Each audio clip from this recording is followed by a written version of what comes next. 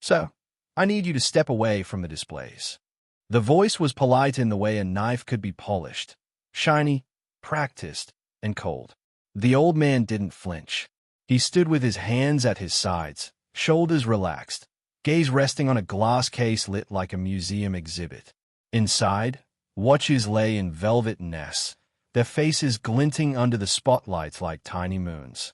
Around him, the store smelled of money, citrus-lit cologne drifting off tailored bodies, leather so clean it didn't seem real, and something metallic from the security gates at the front. A woman in a cream blazer held a tablet to her chest as if it were a shield. Her smile didn't reach her eyes. "Sir," she repeated, louder now. "This area is for clients with appointments." The old man turned his head slowly, like he had all the time in the world. His face was lined and weathered, the kind of face that told the truth even when the mouth didn't. Gray hair hugged his scalp in tight waves. His coat, dark, plain, and worn at the seams, looked like it had known rain. He looked at her, then at the two uniformed security guards approaching from the side corridor. "I'm looking," he said simply. The woman's smile sharpened. "We've had incidents," she said, making the word incident sound like a stain. "And you've not." She hesitated, glanced at his coat, his shoes, the soft scuff on the toe. "You're not dressed appropriately for this section." A ripple moved through the showroom. The kind of ripple that comes when people sense a story is starting to happen to someone else. A couple near the fragrance wall turned their heads. A man in a charcoal suit paused mid-step. A young woman with glossy braids and a designer tote lifted her phone, already angling it. The old man's eyes flicked to the phone for a fraction of a second. Somewhere behind the counters, someone whispered, "Is she serious?" The security guard stopped a few feet away, close enough to threaten, far enough to pretend it wasn't. One of them, broad-shouldered with a shaved head, lifted a hand toward his earpiece. The other kept his hands clasped in front of him like a church usher. "Sir," the shaved-head guard said, voice low, "we can do this easy, or we can do this hard." The old man's expression didn't change. He looked at the guard's hand, hovering, ready to grab. "Easy," he said. "Always." The woman in the cream blazer exhaled through her nose. "Thank you. Then you'll leave." "I didn't steal anything," the old man said. Still calm, still steady. No shouting, no pleading. Just a fact dropped like a stone into a still pond. The woman's cheeks flushed. She seemed offended by the very suggestion she'd accused him of anything. "Nobody said steal," she snapped, too quickly. "But we have standards, and customers are uncomfortable." A man near the entrance muttered, "I'm uncomfortable watching this." The young woman filming leaned in, voice audible now. "Yo, you'll see this. They're really doing this right now." Her live stream comments chimed faintly from her screen. Tiny digital applause, disbelief, angry emojis blooming like fireworks. The shaved-head guard took another step forward. "So, we're asking you to exit the premises."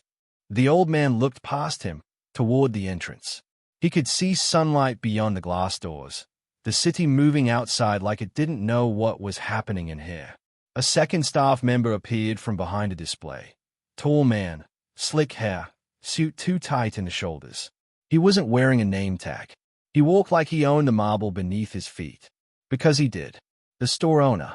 He approached with a grin that never touched his eyes. The grin of someone stepping into a problem he planned to win. "What's going on?" he asked, like he hadn't been listening the whole time. The woman in the cream blazer straightened. This gentleman wandered into the reservation area. His refusing to leave. The owner's gaze swept over the old man's coat, the scuffed shoes, the quiet posture. His grin widened. "Sir," the owner said, voice carrying, "this is a luxury establishment. We don't just let anyone browse like it's a flea market." The word flea market landed like a slap. A few people gasped. The filming phone tilted higher. The live stream comments exploded, the screen lighting the filmer's face. The owner continued, emboldened by the way the room held its breath. "You're making my clients uncomfortable," he said. "And frankly, you're wasting my employees' time. If you can't afford to be here, you don't belong here." Silence. Not peaceful silence. The kind that presses on your ribs. The old man looked at the owner. held eye contact, and still, didn't raise his voice. "I belong wherever I stand," he said. The owner laughed once, sharp. "Not in my store." He snapped his fingers at security like they were dogs. "Out." The shaved-head guard reached for the old man's arm. The old man didn't resist. He only said, softly, "You might want to slow down." The guard paused, hand hovering. "What?" The old man's gaze lifted, not at the guard, but at the ceiling corner where a small black dome camera blinked. Then he looked toward the entrance again, where the filming phone was now joined by two more. People had begun to form a half-circle, drawn by the gravity of humiliation. The old man's voice was calm, almost gentle. "Because tomorrow," he said, "you're going to wish you hadn't touched me." The owner scoffed. "Tomorrow? Please, get him out before he starts making threats." The guard's hand closed around the old man's sleeve, and the old man, still calm, let himself be guided forward. But as he walked, he turned his head slightly, just enough for the cameras to catch the steadiness in his eyes. The kind of steadiness that didn't belong to a man being thrown out. The kind of steadiness that belonged to a man who already knew how this ended. And somewhere in the crowd, someone whispered, almost afraid of their own voice, "Why does he look like he's the one in charge?" The doors opened. The city's noise rushed in. The old man stepped toward the threshold, toward the humiliation, toward the spectacle. And just before he crossed out of the store, he said one more thing, so quiet only the closest people heard. "Tomorrow," he repeated, "this place is going to feel very small." Then he stepped into the sunlight, and the cameras followed. That morning, the old man woke before the sky decided what color it wanted to be. He sat on the edge of his bed in a small, tidy apartment where everything had a purpose and nothing was wasted. A kettle whistled softly in the kitchen. The radiator clicked. Outside, a distant siren rose and fell like a tired bird. He moved with the careful economy of someone who had carried heavy things his whole life. Heavy bags, heavy memories, heavy responsibilities. In the bathroom mirror, he studied his face. There were years in it. There was pain in it. There was survival. And there was something else, too. Something quiet and unbreakable. On the counter beside the sink sat a folded badge wallet. He didn't open it right away. First, he brushed his teeth, shaved slow, put on lotion the way his late wife had taught him. "Don't let the world dry you out," she used to say, smiling like she could keep him safe forever. When he finally picked up the badge wallet, he stared at it for a long moment. Then he opened it. A gold seal glinted back. Not police, not security, something heavier, something that didn't flash in siren light, but could bring entire boardrooms to their knees. He closed it again and slipped it into the inside pocket of his plain coat. His phone buzzed on the kitchen table. A text from a name saved simply as, "Mara. You sure you want to do this in person?" He stayed at the message, thumb hovering. Then he typed back, "If people can treat you like nothing in person, you have to see it in person." Another buzz. "It's risky. They don't know who you are." His lips pressed together. That was the point. He typed. Exactly. He poured tea into a mug with a chipped rim, drank it slowly. The warmth traveled down into his chest like a small mercy. Then he sat at the table and opened a worn notebook. Inside were names, dates, complaints, pictures printed from emails, stories from people who didn't have lawyers, didn't have influence, didn't have the kind of voice that got heard in the right rooms. A mother whose teenage son had been accused of shoplifting because he dared to touch a belt. A nurse still in scrubs who'd been followed through a boutique and then asked if she needed help finding the exit. A retired teacher who'd been told, smilingly, that the store didn't carry anything in her price range, without the teacher ever asking the price. The old man ran a finger down the list. He didn't get angry, not in the explosive way people expected. His anger was older than that. His anger was carved into him, refined into something useful. It had been forged decades earlier, when he'd been a young man with calloused hands and a heart full of plans, walking into places that watched him like a threat. He remembered the first time he'd been denied a job interview even though he'd been the most qualified applicant. The receptionist had looked at him, then looked at the clipboard, then said, "We already filled it." He remembered the time a landlord had smiled and said the apartment was just rented, only for his friend, lighter skin, same income, to call an hour later and be invited to view it. He remembered holding his wife's hand after she'd been pulled over for driving suspiciously, their newborn baby sleeping in the back seat. The officer's flashlight too bright, too eager. Those memories didn't make him loud. They made him precise. Because he'd learned something. The world loved calling pain misunderstanding unless you had proof. That was why he'd become who he became. Not famous, not flashy, just powerful in the ways that mattered. He'd spent decades building a career in oversight, accountability, and enforcement, working his way from warehouse floors to compliance offices, then into federal contracting audits, then into an agency that dealt with discrimination and consumer rights on a scale most people never thought about. He was the man who read the fine print. He was the man who followed the money. He was a man who walked into polished offices and asked questions that made executives blink too many times. And now, in his 70s, with a body that tired faster than his mind, he was still doing it. Because retirement didn't erase injustice. It just gave it more time to spread. Mara had brought him a case. A high-end retail chain with a flagship store downtown. Beautiful branding. Inclusive marketing campaigns. Ads that featured smiling faces of every shade. Perfectly lit, perfectly curated. But inside the store, complaints, patterns, whispers that turned into data if you listened long enough. Security called more often on certain customers. Appointment-only rules enforced selectively. Returns refused when receipts were valid. Employees coached, quietly, to protect the brand. And the owner of that flagship store, a man with money and ego in equal portions. A man who believed consequences were things that happened to other people. So the old man decided to go in himself. No entourage, no lawyers, no press, just a plain coat, scuffed shoes, and the truth. He picked up his phone and opened the group chat with Mara and two others. Going in today, he typed, "No alerts to corporate. No heads up to anyone. I want their real behavior." Mara responded almost instantly. "Be careful." He's known for escalating. The old man stayed at the message. Then he looked down at his hands. Hands that had held his wife's hand as cancer stole her slowly. Hands that had held his daughter's hand the day she graduated college. Tears falling onto the cap he'd bought secondhand. Hands that had signed documents that changed policies for entire companies. He typed back, "Let him escalate. Cameras don't lie." He stood, put on his coat, and checked the badge wallet one more time, feeling its weight like a promise. Before leaving, he paused by a framed photo on the shelf. It showed him and his wife at a picnic years ago.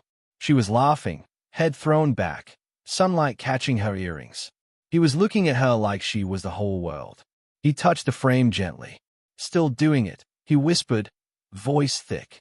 "Still trying to make it better." Then he walked out of the apartment into the cold morning.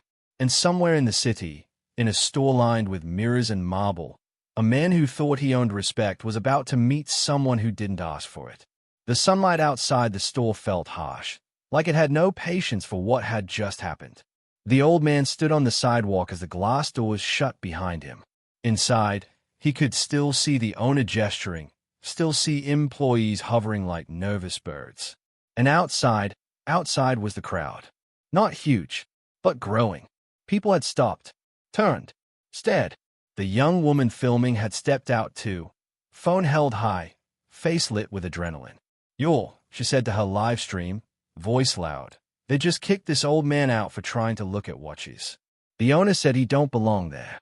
"Like, what?" Her comments rolled like a waterfall.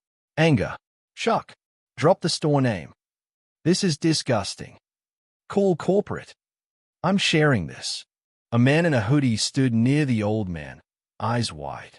"Sir, you okay?" The old man nodded once. "I'm okay."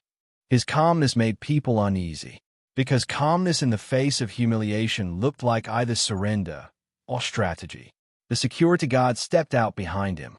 One held the door, scanning the crowd like he was deciding whether to start pushing people back. The shaved-head guard kept one hand near his belt. Not a weapon, just a radio, cuffs, the usual symbols of "I'm allowed to put my hands on you." The owner stepped into the doorway, the city wind tugging at his expensive coat. He raised his voice so the sidewalk could hear. "Move along," he snapped. "This is private property." He was trespassing. The word trespassing hit the air like a false charge. The young woman filming swung her phone toward the owner. Trespassing. He was inside for like 2 minutes. The owner's smile returned, thin and smug. He said, "Please don't interfere. You weren't involved." "I'm involved now," she shot back. "The whole internet involved now." A laugh rippled through the crowd. The owner's eyes narrowed. He pointed at the old man. "Sir, I told you to leave. If you don't disperse and stop loitering in front of my entrance, I will call the police." A few people murmured, calling the police on an old man. Over what? The old man looked at the owner, then looked at the filming phones. He took a slow breath. "Go ahead," he said. The owner blinked, surprised by the permission. Then he recovered quickly, stepping down onto the sidewalk like he was descending a throne.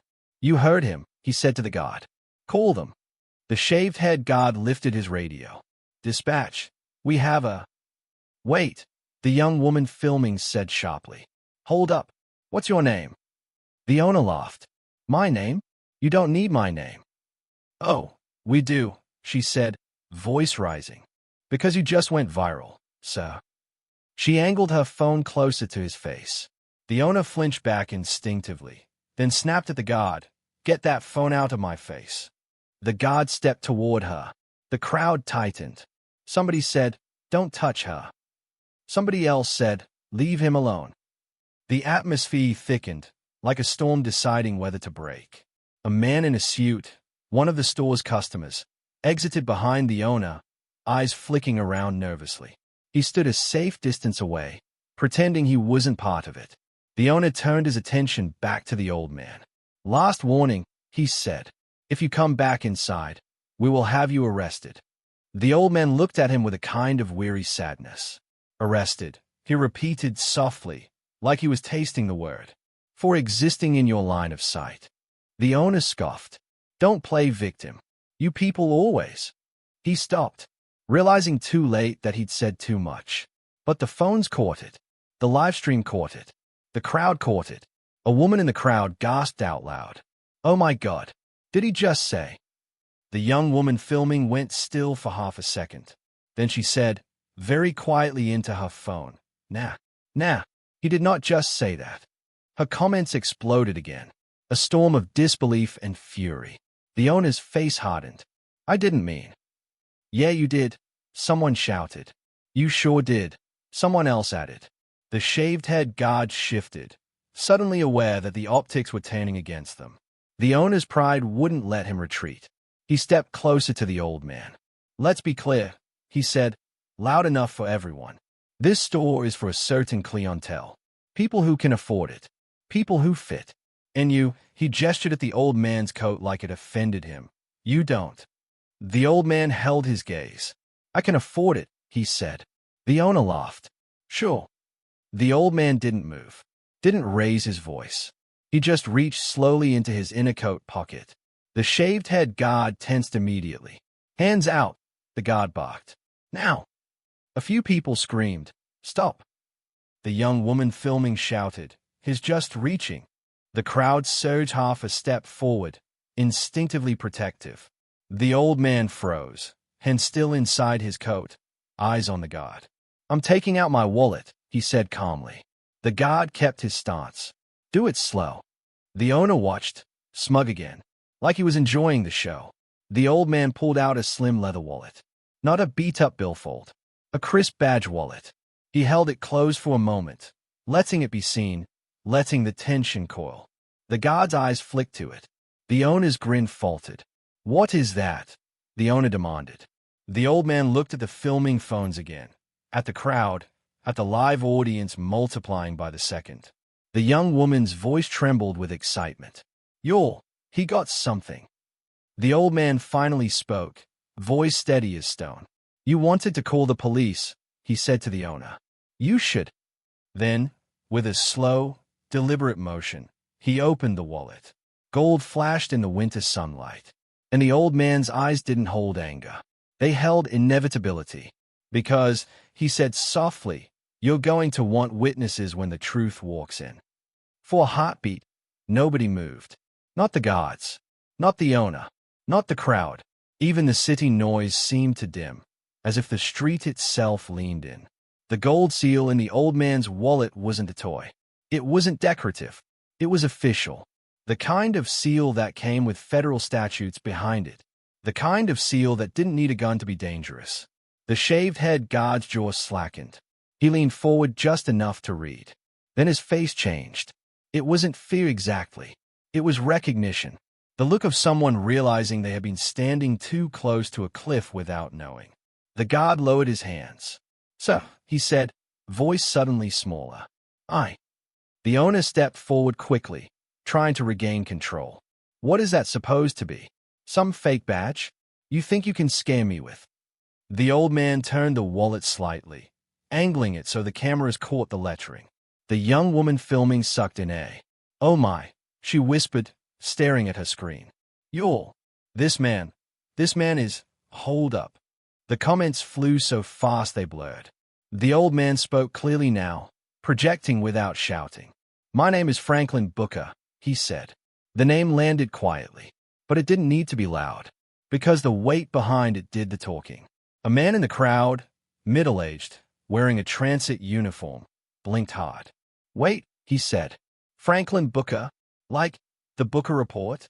The one that shut down those predatory lenders?" Another person murmured, "No way." Someone else whispered, "That's him." The owner's face twitched. He didn't know the name, but he knew what it meant when strangers did. Franklin held the badge wallet higher. "I'm a senior compliance investigator assigned to Consumer Rights Enforcement," he said. "And today, I'm conducting a field audit on discriminatory retail practices." The owner's mouth opened. Nothing came out.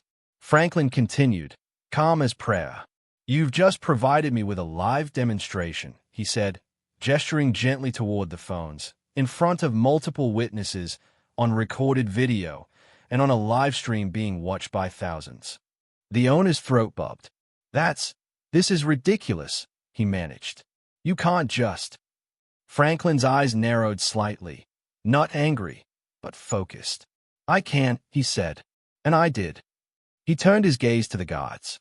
"Gentlemen," he said, "I want your names and badge numbers, and I want confirmation of who instructed you to remove me." The shaved-head guard swallowed. "Sir, I was following." "The owner," Franklin said, nodding. "Thank you." The owner snapped, desperate. "This is harassment. You came in here to provoke something." Franklin's voice stayed level. "No," he said. "I came in here to shop." He paused, letting that sink in.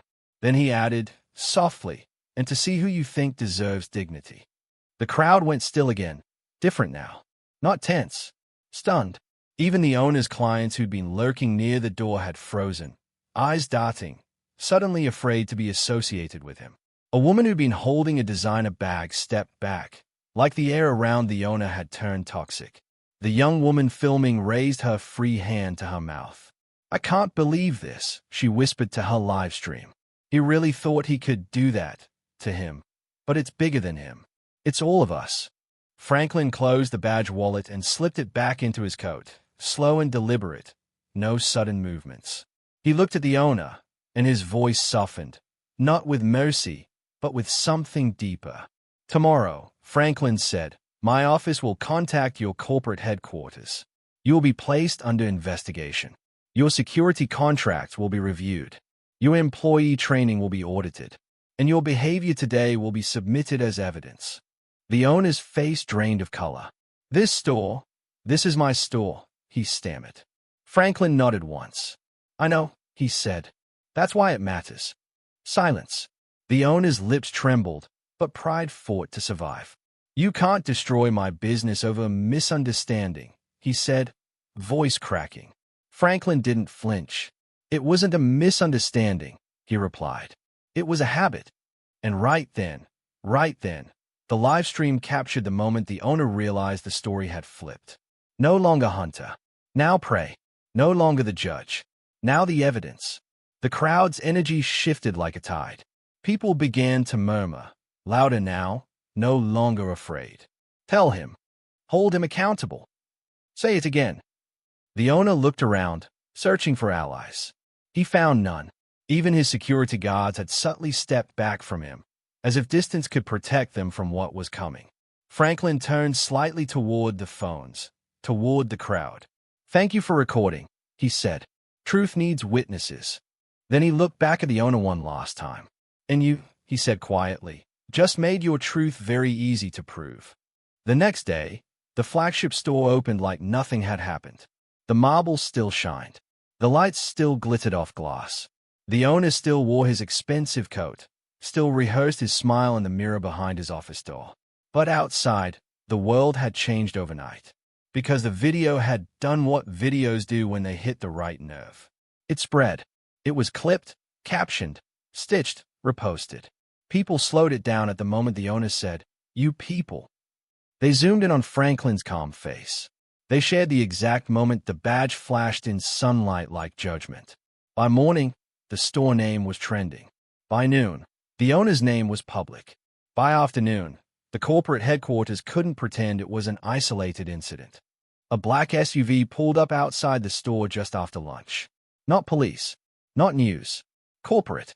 3 people stepped out, 2 in suits, one with a clipboard and tired eyes. They walked in without looking at the displays, without acknowledging the staff's forced greetings. They headed straight to the owner's office. Inside, the owner tried to laugh, tried to charm, tried to explain. It was misinterpreted, he said. I was protecting the brand. You know how it is. People come in, they... The woman with tired eyes cut him off. We watched the video, she said flatly. The owner's smile faltered. And you understand. We understand that you used discriminatory language in public, she replied. We understand you instructed security to remove a customer based on appearance. We understand you escalated a situation into a spectacle. The owner's face reddened. He flashed a badge. He set me up. The man in the suit leaned forward. Even if that were true, he said quietly, you would still be responsible for your behavior. The owner swallowed. So what? You're going to fire me because the internet got mad. The man didn't blink. We're going to place you on immediate administrative leave, he said. Effective now. The owner stood up so fast his chair scraped. You can't do that, he snapped.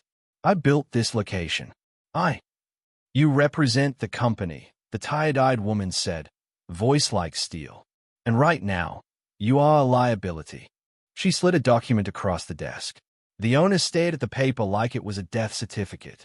Outside the office, employees whispered. Some looked relieved. Some looked terrified. Because the consequences weren't just for the owner. The corporate team walked the store, asking questions. They interviewed staff. They reviewed security logs. They pulled complaint records. They requested surveillance footage. And every time someone tried to minimize it, every time someone said it's not that serious, the tired-eyed woman said the same thing.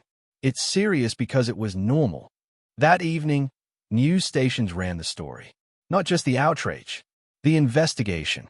The chain stock price dipped after analysts noted the risk of lawsuits, the cost of settlements, the damage to brand reputation.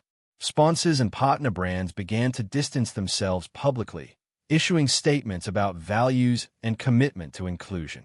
A famous athlete tweeted, "Won't be shopping there again." A singer posted a short video. "If you treat elders like trash, you don't deserve our money." The chain's CEO held an emergency call with executives. And somewhere in a quiet office, Franklin sat with Mara and watched the corporate panic unfold. Mara looked at him, eyes shiny. "You were so calm," she said. "How did you not explode?" Franklin's gaze stayed on the screen. "I've exploded before," he said softly. "It didn't change anything." Mara nodded slowly. Outside the building, protesters gathered at the flagship store. Not violent, just loud. Signs held high. Phones out. Chants rising. Dignity isn't luxury. Respect costs nothing. The staff inside watched through the glass like fish in a tank. Some cried. Some looked down, ashamed. Some looked angry.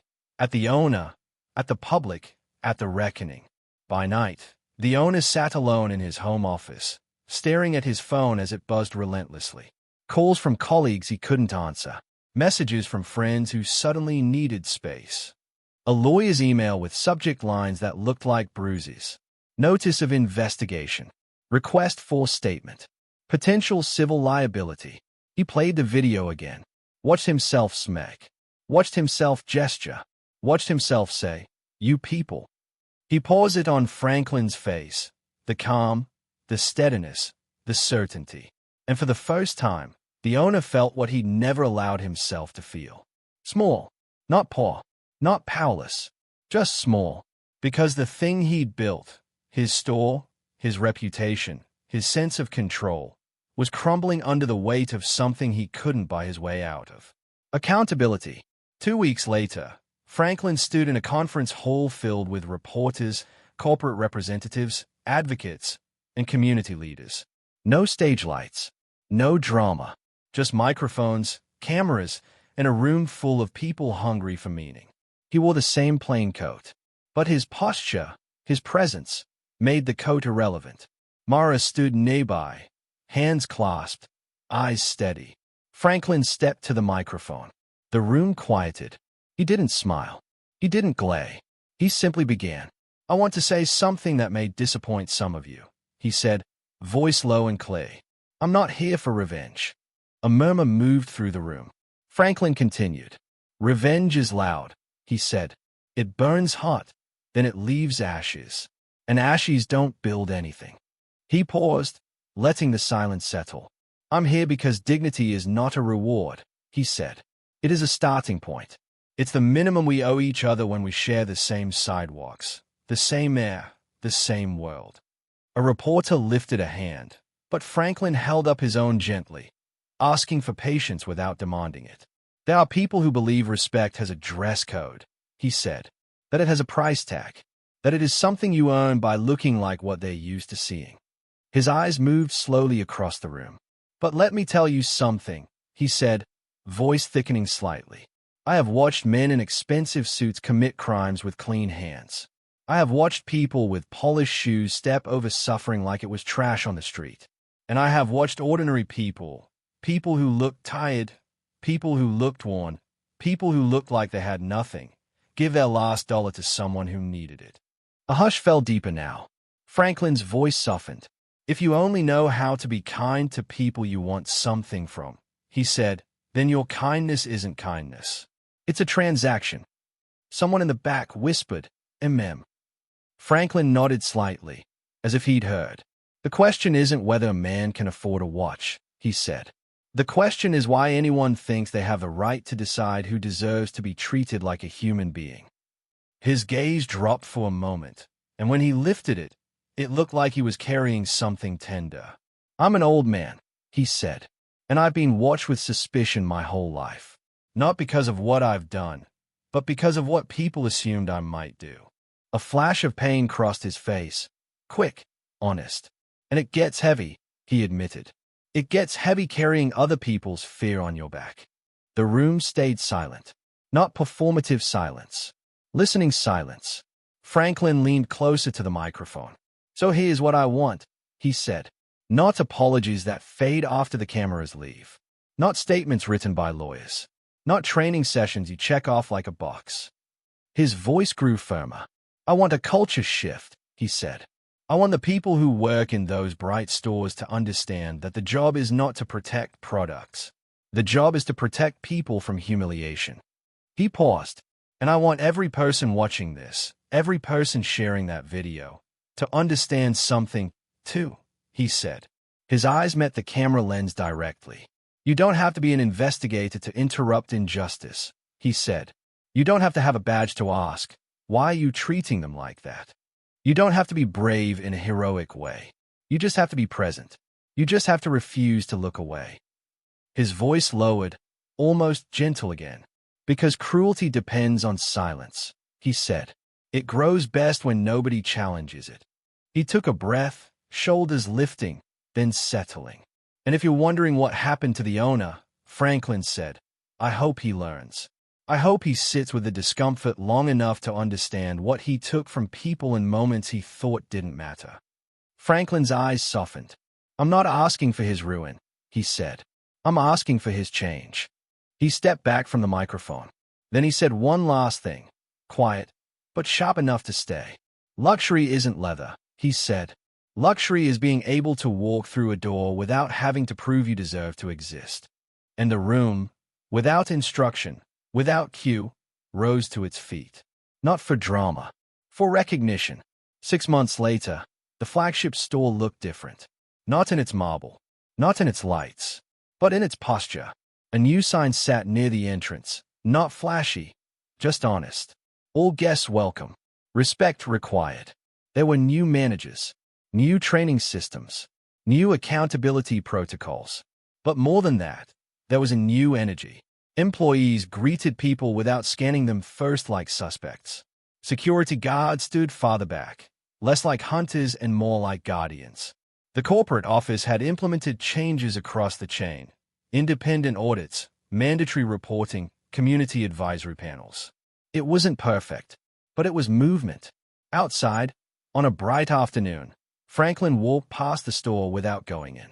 He didn't need to. He had other places to be. He was at a community center now, speaking to young people about rights, about documentation, about how to hold systems accountable without losing yourself to bitterness. Mara had taken on a bigger role, leading a new initiative funded by the settlement the company reached with several victims who had come forward after the video went viral. The settlement wasn't just hush money. It had teeth: funding for advocacy, scholarships, community legal clinics, monitoring, transparency. Franklin sat in a folding chair after a workshop, hands resting on his knees, listening to a teenage boy talk about how he'd been followed in a store last week. The boy's voice shook with anger. Franklin didn't interrupt. He just listened. Then he nodded and said, "Tell me everything. Details matter." Across town, the former owner lived in a smaller apartment now. He'd lost the store. He'd lost partnerships. He'd lost the cushion of being untouchable. The investigation had found patterns. Not just one moment. A trail. Emails. Staff testimonies. Complaint logs buried. He wasn't jailed. This wasn't that kind of story. But he was publicly mocked. And in a world obsessed with image, that mock was heavy. Some nights, he sat alone and replayed Franklin's words. Luxury isn't leather. Luxury is being able to walk through a door without having to prove you deserve to exist. He tried to dismiss it as a clever line, but it kept coming back, haunting him in quiet moments. He started doing something he'd never done before. He started noticing the way he'd looked away from certain faces in the past, the way he'd assumed safety meant exclusion, the way he'd mistaken control for superiority. Once, months later, he attended a public forum, not to speak, not to defend himself, but to sit in the back and listen. People talked about humiliation like it was a wound that never fully healed. An older woman cried as she described being treated like she was deity. A young father described his son asking why security watched them. A man described learning to keep receipts like armor. The former owner sat with his hands clasped, throat tight. For the first time, he couldn't hide behind misunderstanding. He could only sit in the truth. When the forum ended, he didn't approach Franklin. He didn't deserve that closure. He simply walked out into the night, colder than he expected it to be. And somewhere inside him, small, stubborn, painfully late, something shifted. Not redemption, not yet, but awareness, the beginning of remorse. And that, Franklin knew, was the only soil change could grow in. Meanwhile, Franklin kept moving. Not because he needed to prove anything, but because his wife's voice still lived in him. Don't let the world dry you out. So he didn't. He stayed soft enough to care, hard enough to act. He visited schools. He met with lawmakers. He reviewed new cases. He answered messages from strangers who said, "Thank you. I thought it was just me." And every time he saw someone recording an injustice instead of ignoring it, he felt something like hope. Not loud hope, quiet hope, the kind that lasts. So here's the question. When you see someone being pushed out, talked down to, treated like they don't belong, do you become another pair of silent eyes, or do you become a witness who helps turn the story around?